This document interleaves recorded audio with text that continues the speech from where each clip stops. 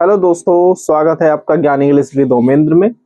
और जैसा कि देखिए, आपको पहले हमने वीडियो अपलोड की हैं, दो वीडियोस अपलोड की थी 9th से 12th तक के लिए। ठीक है, एक इंट्रोडक्टरी वीडियो थी, बिल्कुल इंट्रोडक्शन था, उसमें लेटर्स क्या होता है, वर्ड क्या होता है ना, वर्ड से मिलकर कैसे सेंटेंस क्रिएट होता है, कैसे सेंटेंस बनता है। ठीक है ना।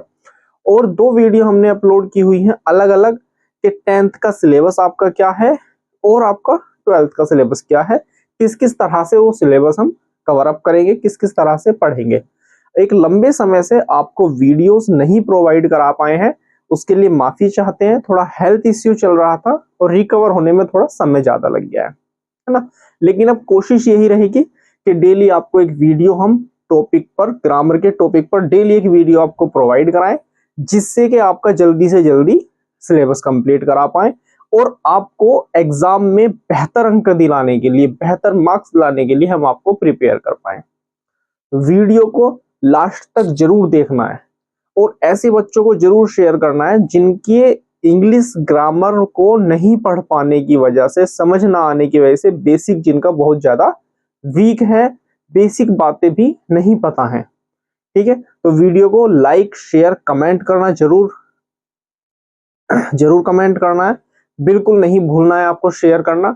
और आइए देखते हैं, हम बात करेंगे टेंस की आज। ठीक है बेटा, पहले इंट्रोडक्शन की एक वीडियो छोटी सी डाली हुई है, अगर आपने वो वीडियो नहीं देखी है तो उस वीडियो को जरूर देख लीजिए। और आज की वीडियो को आज हम स्टार्ट करेंगे। देखिए, टेंस पढ़ने से पहले, टेंस के बारे में जानने से पहले हम आज सीखेंगे सेंटेंस, है ना। सेंटेंस के क्या एस्पेक्ट्स होते हैं, क्या काइंड्स होते हैं और किस तरह से हम सेंटेंस को पढ़ते पढ़ते हम टेंस तक पहुंचेंगे। ठीक है बेटा, तो कुछ नया सीखने के लिए जरूर बने रहिए वीडियो के अंत तक, बिल्कुल फ्री माइंड होकर, बिल्कुल टेंशन फ्री होकर, है ना। और ये प्रॉमिस है कि बोर्ड एग्जाम से पहले पहले पूरा सिलेबस आपको एकदम 100% एक्यूरेसी के साथ जरूर कंप्लीट करा दिया जाएगा। और इस बार अगर आप मेरे साथ रहकर तैयारी करेंगे, पढ़ेंगे, तो एक डिफरेंस फील करेंगे, एक अंतर महसूस होगा आपको जरूर। ठीक है बेटा, आइए देखते हैं। देखिए, हम बात करेंगे टेंस की, लेकिन टेंस से पहले हम आज देखेंगे सेंटेंस। हालांकि प्रीवियस वीडियो में हम बात कर चुके हैं सेंटेंस के विषय में। क्या होता है sentence? Group of words with a complete meaning, है ना। शब्दों का एक ऐसा समूह होता है जिसका एक कंप्लीट अर्थ होता है, जो अपने आप में पूर्ण रूप से कंप्लीट एक मीनिंग देता है। ठीक है, उसको हम क्या कहेंगे? उसको हम कहेंगे सेंटेंस। ठीक, अब सेंटेंस का डेफिनेशन तो हमें समझ आ गया। ठीक, दूसरी बात होती है सेंटेंस की अरेंजमेंट ऑफ वर्ड्स। जब भी आप किसी भी सेंटेंस को बनाएंगे, कोई भी सेंटेंस आपको लिखा हुआ मिलेगा, तो बेटा मेरे बच्चे एक बात ध्यान रखना कि स्ट्रक्चर बेस अगर हम बात कर रहे हैं, है ना, स्ट्रक्चर बेस हम बात कर रहे हैं और अरेंजमेंट ऑफ वर्ड्स की बात कर रहे हैं, तो सेंटेंस में हमेशा आपको तीन चीजें मिलेंगी। पहला मिलेगा मेरे बच्चे सब्जेक्ट, दूसरा मिलेगा मेरे बेटे वर्ब और तीसरा मिलेगा आपको ऑब्जेक्ट। ठीक है, ये तीनों चीजें आपको सेंटेंस में मिलेंगी। सॉरी, इसके बिना सेंटेंस आपका कंप्लीट नहीं होगा। इन तीनों बातों के बिना आपका सेंटेंस कंप्लीट नहीं हो सकता।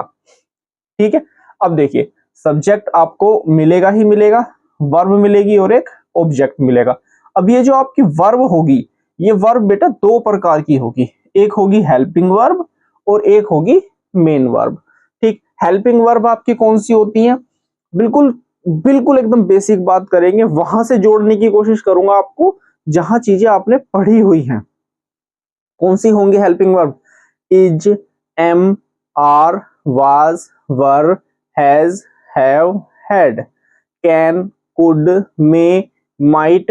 ये आपकी, यहां केवल हम इतना समझेंगे कि ये आपके हेल्पिंग वर्ब का काम करती हैं। ठीक है, बाकी तो ये बी की फॉर्म्स होती हैं, मॉडल्स होते हैं कुछ इसमें, है ना, वो चीजें नेक्स्ट लेवल पर बताएंगे। लेकिन आप इतनी बात समझेंगे, is, am, are, was, were, has, have, had, ये आपके क्या होंगे बेटा? ये आपके हेल्पिंग वर्ब होंगे। ठीक, अब बात करते हैं मेन वर्ब की। जी मेन वर्ब कौन सी होती है? ठीक, तो मेन वर्ब आपकी बेटा वो होंगी जो आपके वर्ब की फर्स्ट फॉर्म आपने पढ़ी होगी, सेकंड फॉर्म आपने पढ़ी होगी, वर्ब की थर्ड फॉर्म आपने पढ़ी होगी, वर्ब के फर्स्ट फॉर्म के अंत में आईएनजी आपने पढ़ा होगा, है ना? तो वही आपकी होती है क्या? मेन वर्ब होती है। क्लियर है ये बात? अब देखिए सेंटेंस, मोनू लाइक्स मोनिका, है ना?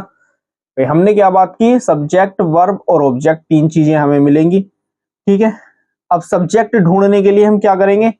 Who likes Monica. अगर हम सेंटेंस में हु से ढूंढते हैं, हु वर्ड को रखकर सेंटेंस में क्वेश्चन करेंगे, तो हमें कौन मिला? सब्जेक्ट मिल गया। भाई मोनू लाइक्स मोनिका, तो हमारा मोनू कौन हुआ? मोनू हो गया हमारा सब्जेक्ट। ठीक है, Monu likes home, Monu likes home, किसको? किसको पसंद करता है? मोनिका को। तो मोनिका क्या हुई हमारी? ऑब्जेक्ट हो गई। ठीक है, और जब भैया पसंद करने ना करने की बात हो रही है, कोई भी काम करने की बात होगी, तो वो हमेशा क्या होगा? वो बेटा होगी आपकी वर्ब हमेशा। ठीक है, अब देखिए, सी इज लर्निंग द लेसन। ठीक, तो सी क्या होगा आपका? सब्जेक्ट हो जाएगा, प्रोनाउन है। इज आपका हेल्पिंग वर्ब हो जाएगा, लर्निंग आपका मेन वर्ब हो जाएगा, और ये द लेसन आपका ऑब्जेक्ट हो जाएगा। ठीक है, तो बात क्लियर है? समझ आ गई? सेंटेंस आपका अरेंजमेंट ऑफ वर्ड्स स्ट्रक्चर के अनुसार तीन तरह की वर्ड आपको सेंटेंस में मिलेंगे, तीन चीजों से मिलकर सेंटेंस बनता है, सब्जेक्ट, वर्ब और ऑब्जेक्ट। वो तीनों चीजें दो सेंटेंस में आपके सामने हैं। ठीक, अब आइए देखिए, सेंटेंस के दो पार्ट होते हैं, है ना? सेंटेंस के दो पार्ट होते हैं, जो आपने पढ़ा होगा नाइन्थ क्लास में। अगर आप नाइन्थ क्लास के स्टूडेंट हैं तो वहां आपने पढ़ा होगा, एक सब्जेक्ट पढ़ा होगा बेटा, और एक पढ़ा होगा ऑब्जेक्ट। शायद छठी सातवीं क्लास से ये चीजें स्टार्ट हो जाती हैं, सब्जेक्ट और प्रेडिकेट। ठीक है, अब सब्जेक्ट क्या होता है ये मैंने अभी आपको यहां बताया है ना? और बाकी का सेंटेंस में जो भाग लिखा हुआ होगा सब्जेक्ट को छोड़कर, वो पूरा का पूरा आपका क्या होगा? प्रेडिकेट होगा। ये क्या हुआ आपका?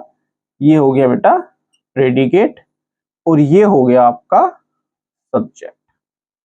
ठीक है, अगर हम अलग अलग बात करते हैं तो ये सब्जेक्ट हो गया, ये वर्ब हो गई, और ये ऑब्जेक्ट हो गया। ठीक है, चलो, सी इज गोइंग टू मार्केट। ठीक है, कौन जा रहा है मार्केट? हु से बात कर लो, है ना? हु को सेंटेंस में रखो, सब्जेक्ट आपके निकल कर सामने आ जाएगा, है ना? बच्चे ऐसे हैं कुछ कुछ नहीं, मैं अगर ये भी कहूं कि बहुत सारे बच्चे ऐसे हैं कि उनको सेंटेंस में सब्जेक्ट नहीं पता चलता है कि सब्जेक्ट कौन सा है सेंटेंस में। तो आप क्या करेंगे? बहुत आसान चीज है, आप सेंटेंस में हु रख दीजिए, है ना? जैसे सेंटेंस लिखा है सी इज गोइंग टू मार्केट, और किसी भी बच्चे को यह समझ नहीं आ रहा कि भैया इसमें वो क्या है, कौन सब्जेक्ट क्या है, तो आप क्या करेंगे? Who is going to market. अब हु का आंसर हमें जो कौन देगा, वो हमारा सिंपली बिल्कुल सब्जेक्ट निकल कर आ जाएगा। ठीक है, तो ये आपका सी क्या हुआ? ये आपका सब्जेक्ट हुआ, और हम बात कर रहे हैं सब्जेक्ट और प्रेडिकेट की, तो सब्जेक्ट को छोड़ दो, बाकी जो पूरा पार्ट बचेगा वो आपका बेटा क्या हुआ? प्रेडिकेट हो जाएगा। ठीक है, ये प्रैक्टिस की चीजें हैं, प्रैक्टिस की चीजें हैं। आप कोई सी भी ग्रामर की बुक पढ़ रहे हैं 9th से 12th लेवल की, वहां आपको सब्जेक्ट प्रेडिकेट का एक सेपरेट बिल्कुल चैप्टर मिलेगा, सेंटेंस दिए गए होंगे, और वहां फाइंड करना है आपको कि बताइए सब्जेक्ट कौन है और बताइए प्रेडिकेट कौन है। तो वहां से आप एक्सरसाइज कर सकते हैं अपनी प्रैक्टिस के लिए। ठीक, तो ये बात समझ में आ गई? चलो, अगर ये बात क्लियर है तो सेंटेंस की एक और बात आज समझाने की कोशिश करते हैं आपको। आओ देखते हैं सेंटेंस के काइंड्स, है ना? सेंटेंस के हमने पार्ट समझ लिए, है ना? और सेंटेंस के दो चीजें हमने समझी है, स्ट्रक्चर बेस्ड अरेंजमेंट सेंटेंस का और सेंटेंस के पार्ट। अब हम देखते हैं सेंटेंस के काइंड्स या सेंटेंस के टाइप्स आप कह सकते हैं। ठीक, ये भी स्ट्रक्चर बेस होंगे और दो तरह से बांट दिया है इसको, ठीक है बेटा, स्ट्रक्चर बेस बांट दिया है और एक फंक्शन बेस बांट दिया है। ठीक, देखिए कुछ बच्चों को आपको ये हो सकता है वीडियो थोड़ा सा टफ लगे, है ना, क्योंकि वर्ड ऐसे यूज किए हैं कुछ, जैसे स्ट्रक्चर बेस आपने 9th to 12th लेवल तक शायद नहीं पढ़ा होगा, शायद किसी ने नहीं सिखाया होगा। फंक्शन बेस क्या होता है ये नहीं सिखाया होगा, लेकिन मेरा कोशिश ये है कि आपको थोड़ा सा अपग्रेड चीजें पढ़ाने की कोशिश की जाए, ताकि आप कल को 12th पास आउट के बाद कंपटीशन लेवल पर बैठे तो आपको समझ आए कि हाँ हमने जो ग्रामर पढ़ी है वो हम कनेक्ट कर पा रहे हैं। ठीक है बेटा, तो इसीलिए देखते हैं स्ट्रक्चर बेस, है ना, बहुत डिटेल में नहीं जाएंगे, बिल्कुल बेसिक बेसिक बातें कर लेते हैं। स्ट्रक्चर बेस होता है सेंटेंस तीन तरह के, सिंपल, कंपाउंड, कॉम्प्लेक्स। ठीक है, सिंपल सेंटेंस कौन से होते हैं? जिस सेंटेंस में एक सब्जेक्ट होगा, एक वर्ब होगी, एक ऑब्जेक्ट होगा, बस इतना काफी है आपके लिए, इतना जान लीजिए। कंपाउंड सेंटेंस में क्या होता है? कंपाउंड सेंटेंस दो क्लोज से मिलकर बनता है ना, इसमें दो क्लोज होती हैं, दो क्लोज होंगी, एक को आप कहते हैं प्रिंसिपल क्लोज और दूसरी को आप कहते हैं सबऑर्डिनेट। ठीक, बिल्कुल भी दिमाग पे जोर डालने की जरूरत नहीं है, याद रख सकते हैं तो ठीक है, नहीं रख सकते तो 12th लेवल तक आपको इतनी ज्यादा इनकी जरूरत नहीं पड़ने वाली है। ठीक, कॉम्प्लेक्स सेंटेंस में भी क्लोज की बात होती है। ठीक है बेटा, यहाँ दो से ज्यादा आपकी क्लोज दी गई होती है, बस आपको ये याद रखना है कि स्ट्रक्चर बेस्ड जो होता है सेंटेंस तीन तरह का होगा, सिंपल, कंपाउंड, कॉम्प्लेक्स। ठीक, अब बात करते हैं फंक्शन बेस की। फंक्शन बेस्ड सेंटेंस कितने तरह के होते हैं? फंक्शन बेस का मतलब है कि हम सेंटेंस जो ट्रांसलेट करते हैं हिंदी से इंग्लिश और इंग्लिश से हिंदी, क्योंकि आपके एग्जाम में हिंदी से इंग्लिश ट्रांसलेट करने के लिए आता है एक पैराग्राफ, है ना, तो इसीलिए आपको ये पढ़ने के लिए जरूरी है। देखिए, पहला होगा असर्टिव सेंटेंस, है ना। असर्टिव सेंटेंस बेटा दो प्रकार का होगा, दो तरह का होगा, एक अफर्मेटिव होगा और एक निगेटिव होगा। अफर्मेटिव सेंटेंस वो होंगे जिसमें ना तो कोई क्वेश्चन वर्ड आएगा ना ही कोई निगेटिव वर्ड आएगा। ठीक, साफ सीधी सुथरी एकदम बात की जाएगी, है ना, साफ सुथरी सीधी बात की जाएगी बिल्कुल इसमें, कि वह स्कूल जाता है, वह खाना खा रहा है, वह सो रहा है, वह रो रहा है, वह धो रहा है, तो मतलब सीधी सीधी सिंपल सिंपल बातें की जाएंगी। तो ये ही गोज टू स्कूल, ये आपका अफर्मेटिव सेंटेंस हो गया। ठीक, निगेटिव सेंटेंस कौन से होंगे?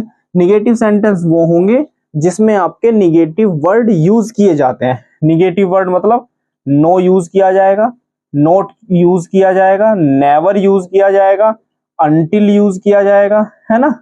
कुछ वर्ड ऐसे भी होते हैं कि आपके देखने में निगेटिव नहीं होंगे, नो, नॉट, नेवर नहीं होगा, लेकिन वो काम क्या करते हैं? निगेटिव का करते हैं। जैसे लीस्ट एक वर्ड होता है, आप पढ़ेंगे मेरे साथ नेक्स्ट वीडियोस में, लीस्ट वर्ड जो होगा इसके साथ शुड का यूज करते हैं और ये निगेटिव सेंस देता है। ठीक है बेटा, तो ऐसे वर्ड्स जो निगेटिव सेंस देंगे वो सेंटेंस आपके क्या होंगे? निगेटिव होंगे। She is not going to school, वह स्कूल नहीं जा रही है। ठीक है, चलो नेक्स्ट देखते हैं इंटेरोगेटिव सेंटेंस। अच्छा, इंटेरोगेटिव सेंटेंस की एक सबसे बड़ी पहचान आपके सामने है कि आपको क्वेश्चन मार्क मिलेगा ही मिलेगा सेंटेंस के अंत में। ठीक, तो वहां आपका इंटेरोगेटिव सेंटेंस होगा। ये दो तरह के होंगे। ठीक, ये तो बाद में बताऊंगा कि इसमें क्या मैंने जो लिखा है, ये तो बाद में बात करेंगे। पहले बता देता हूं कि इंटेरोगेटिव सेंटेंस आपने जो 9 से 12 तक पढ़ा है वो आपको किताब में मिला होगा कि फर्स्ट टाइप सेंटेंस होते हैं और सेकंड टाइप सेंटेंस होते हैं।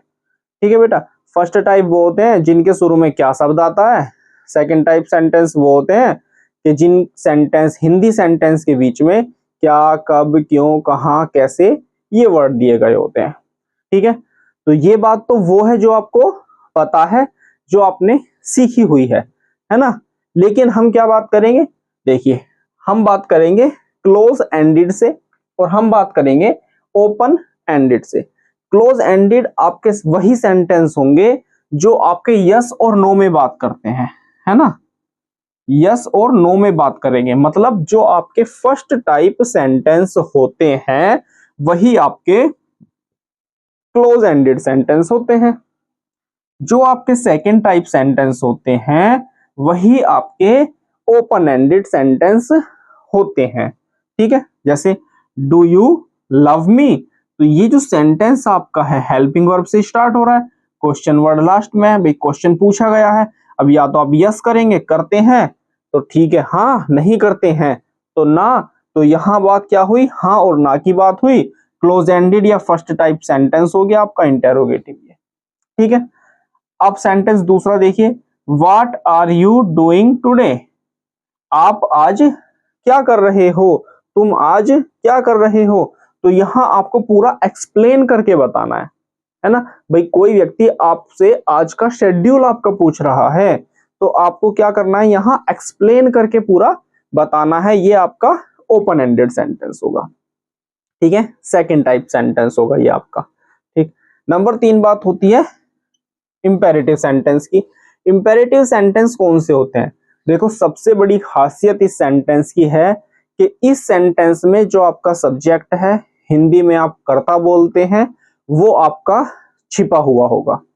ठीक है, तो सब्जेक्ट आपका हमेशा छिपा होता है और इन सेंटेंस में किसी को भी आदेश दिया जाएगा, किसी से रिक्वेस्ट की जाएगी, ठीक है, किसी से कोई प्रार्थना की जाएगी, प्रेयर की जाएगी। ये तीनों बातें आपको सेंटेंस में देखने के लिए मिलती हैं। ठीक है, देखिए, कीप क्वाइट, शांत बैठ जाओ। हेल्प मी, सब्जेक्ट नहीं है ना, और हमेशा सेंटेंस आपका वर्ब की फर्स्ट फॉर्म से स्टार्ट होगा। तो ये आपका क्या होगा, इंपेरेटिव सेंटेंस। अब नेक्स्ट बात कर लेते हैं एक्सक्लेमेटरी सेंटेंस की। बढ़िया सेंटेंस, एकदम अच्छे से पढ़ा होगा आपने, है ना। एक्सक्लेमेटरी सेंटेंस क्या होता है भैया, एक्सक्लेमेटरी सेंटेंस मेरे बच्चे वो होता है जहां आपके जो मन के अंदर के भाव हैं वो अचानक से एकदम सामने प्रकट हो जाए, आपके एकदम अचानक से क्या हो जाए, जुबान पर आ जाए, है ना। मान लीजिए आपका क्लास का होमवर्क कंप्लीट नहीं है, ठीक है, आपका होमवर्क कंप्लीट नहीं है और क्लास में टीचर आए और उन्होंने कहा चलो आज कॉपी चेक करते हैं किस किस ने काम किया हुआ है ना, किस किस ने काम किया है, आज कॉपी चेक करते हैं। तो वहां क्या हुआ, अरे आज तो काम ही कंप्लीट नहीं है हमारा, है ना। तो वहां क्या हुआ, तो मन की फीलिंग्स क्या हुआ, बाहर आ गई ना। जो सडन फीलिंग्स होंगी वो आपकी बाहर आएंगी, जैसे किसी की डेथ हो गई तो एलास, है ना, बड़े दुख की बात है कि वह मर गया, है ना। हुर्रे, हुर्रे वर्ड का यूज आप करेंगे। मान लीजिए आपके कोई आप कोई कंपटीशन में बैठे हैं, आपके स्कूल में कोई प्रतियोगिता हो रही है और आप उस प्रतियोगिता में फर्स्ट आ जाएं, आप उस प्रतियोगिता में जीत जाएं, या आप कोई क्रिकेट मैच खेले और वहां जीत जाए, तो आप क्या होगा, हुर्रे, खुशी की बात है कि हम आज मैच जीत गए। ठीक है बेटा, तो ये आपका एक्सक्लेमेटरी सेंटेंस बनता है। चलो अब बात करते हैं ऑप्टेटिव सेंटेंस की। इसका यूज मॉडर्न लैंग्वेज में बहुत कम हो गया है ना, इसको मर्ज कर दिया है एक्सक्लेमेटरी के साथ ही, लेकिन हम फिर भी अलग से थोड़ी सी नॉलेज रख लेते हैं ऑप्टेटिव सेंटेंस की। ठीक है, इसमें कोई भी विश होगी, कर्ष होगा, ब्लेसिंग होगी, किसी को आशीर्वाद दिया जाएगा, सीधी सीधी सी बात समझ लीजिए, किसी को कोई आशीर्वाद दिया जाएगा, मतलब किसी के लिए कुछ अच्छा कहा जाए, किसी के लिए कुछ बुरा कहा जाए, है ना, तो वो आपका क्या होगा, ऑप्टेटिव सेंटेंस होगा। ठीक, आप सुबह सुबह स्कूल जाते हैं, कुछ बच्चों को हैबिट होती है, बचपन से सिखाया जाता है कि भैया जब आप स्कूल जा रहे हैं तो अपने से बड़ों के पैर छूकर स्कूल जाएंगे, तो उसके बदले आपको क्या मिलता है, लड्डू, है पागल, उसके बदले मिलेगा आपको आशीर्वाद, है ना, जीते रहो, बने रहो, इस तरह से आशीर्वाद मिलता है ना। तो may God you live long, है ना, भगवान आपकी दीर्घ आयु करे। तो वहां आप क्या करेंगे, वहां आपको कुछ नहीं करना है, वहां सेंटेंस होगा ऑप्टेटिव आपका। ठीक है, सही है ना। आजकल क्रेज बहुत चल रहा है जीएफ बनाने का, बीएफ बनाने का, है ना। आपने किसी लड़की को प्रपोज कर दिया, अब वो कह रही है, छोड़ो क्या कह रही है, बस ये समझ लो अगर वो आपको कुछ भी अपशब्द कहेगी, कुछ गलत वर्ड्स बोल देगी, तो वो आपको कर्ष कर रही है ना, और वहां आपका क्या होगा, वहां आपका ऑप्टेटिव सेंटेंस होगा। इंसल्ट तो होगी, सही सोच रहे हो बिल्कुल, लेकिन वहां आपका सेंटेंस ऑप्टेटिव होगा, वो ऑप्टेटिव सेंटेंस की बात कर रही है वहां पर। ठीक है बेटा, तो आपने समझ लिया सेंटेंस स्ट्रक्चर बेस आपका सिंपल, कंपाउंड, कॉम्प्लेक्स होगा। Function based, assertive, interrogative, imperative, exclamatory और ऑप्टेटिव होगा। ठीक है, क्लियर है ये बिल्कुल बात, कोई इश्यू तो नहीं है यहाँ तक। अच्छा, नेक्स्ट वीडियो में हम स्टार्ट करेंगे टेंस, जो हमारे काइंड्स होते हैं सेंटेंस के, टेंस के जो काइंड्स होंगे उसकी बात करेंगे। ठीक है, और फिर हम प्रेजेंट इंडेफिनिट से लेकर और फ्यूचर परफेक्ट कॉन्टिन्यूअस तक आपके पास साथ चलेंगे और बहुत जल्दी और बहुत आसान भाषा में सिखाने की कोशिश करेंगे आपको। ठीक है, वीडियो अच्छी लगे तो लाइक जरूर करना है, कमेंट करना बिल्कुल ना भूलें और शेयर जरूर कीजिए उन सभी बच्चों तक जो बच्चे इंग्लिश को बहुत बोर, टफ या पढ़ने में हिचकिचाते हैं। ठीक है, तो आज के लिए इतना ही, मिलते हैं प्यारे बच्चों आपसे नेक्स्ट वीडियो में। धन्यवाद।